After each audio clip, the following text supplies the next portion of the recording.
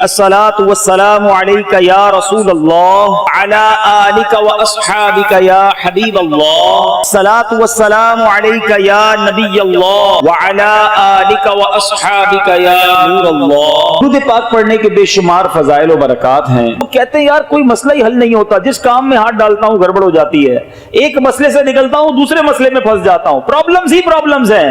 عاشقوں کے امام احمد رضا خان کیا پیارا سولوشن دیتے ہیں، قسمت میں لاکھ بیچ ہوں 100 بل 1000 کچ، آقا یہ ساری گتھی ایک تیری سیدھی نظر کی ہے، ایک نظر پڑھنے کی دیر ہے ساری گتھیاں سلجھ جانی ہے۔ پڑھیے نا درود پاک، کثرت سے پڑھیے، پھر دیکھیں کیسے درود پاک کی برکتیں ملتی ہیں۔ سبحان اللہ۔ آئیے مل کر ایک بار محبت کے ساتھ درود پاک پڑھ لیں۔ صلو علی الحبیب صلی اللہ تعالی علی محمد صلی اللہ علیہ وسلم۔ ایک اور بات میں آپ کو بتا دوں کہ جو آپ کے پاس ہے نا اس پر انجوائے کرنا سیکھیں، ورنہ لائف بے مزہ ہو جاتی ہے۔ میں آپ کو سمجھاتا ہوں اس بات کو۔ ایک بادشاہ تھا، وہ بڑا پریشان رہتا تھا، بڑے پیسے تھے اس کے پاس، مگر نیند نہیں آتی تھی، ٹینشن بہت تھی۔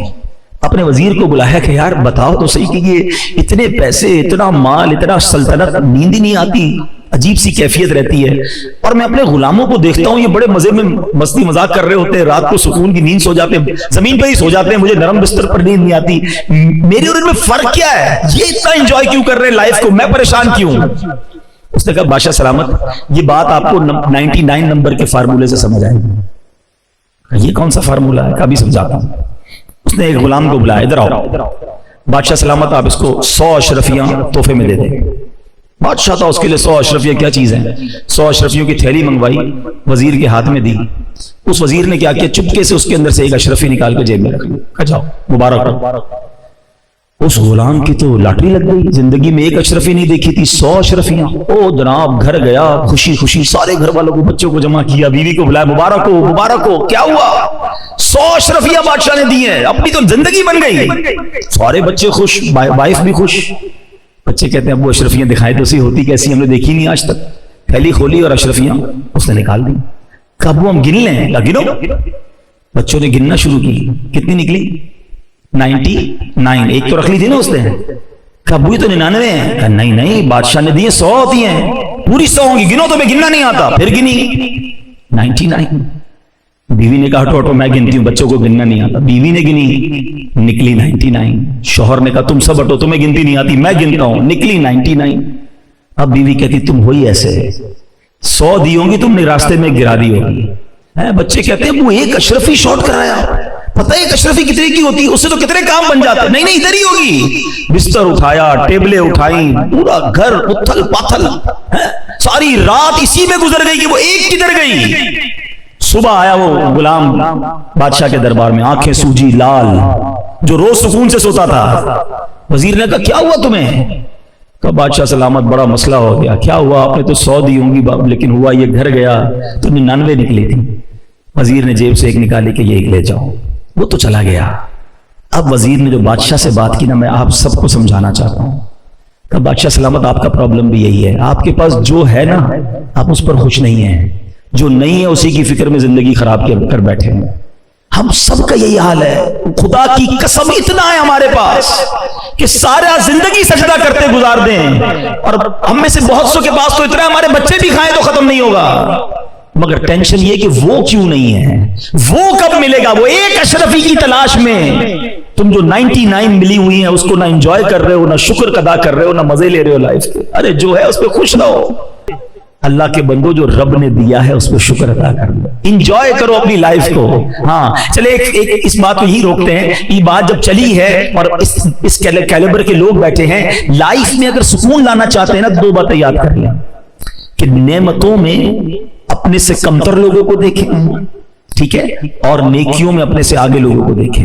آپ کی لائف مزیدار ہو جائے گی، آپ کو جب بھی لگے نا کہ یار میرے سے آگے لوگ ہیں، وہ نہ دیکھیں، اپنے سے پیچھے والوں کو دیکھیں.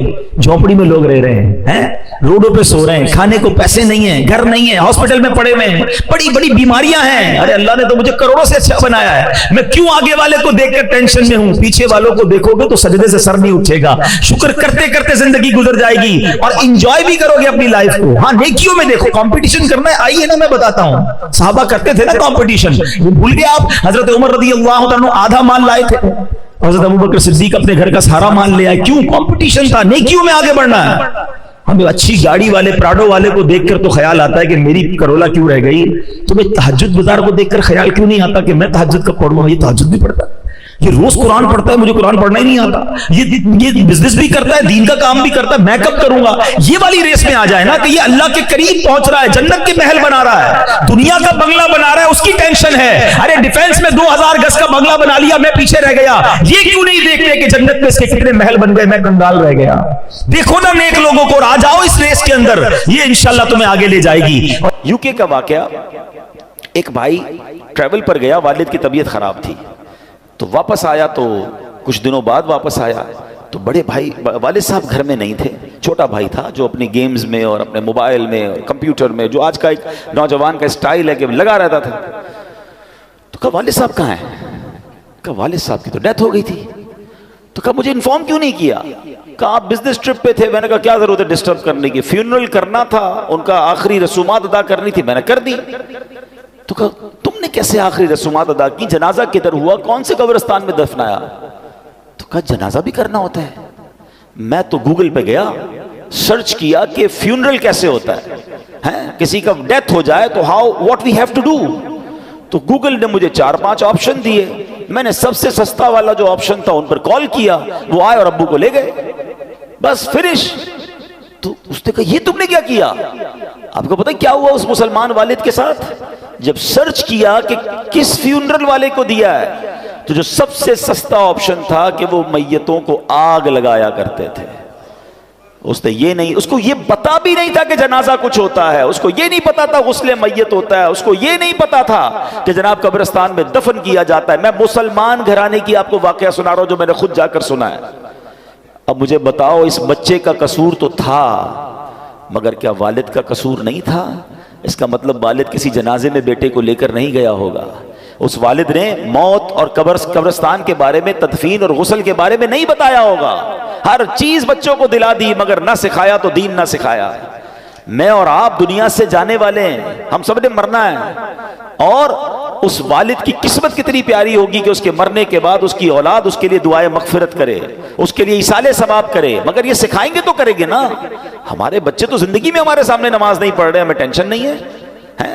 میں سچ بتاؤں آپ کو، زندگی میں کچھ کر سکیں یا نہ کر سکیں، اپنے بچوں کو کسی طرح 5 وقت کا نمازی بنا جائیے گا.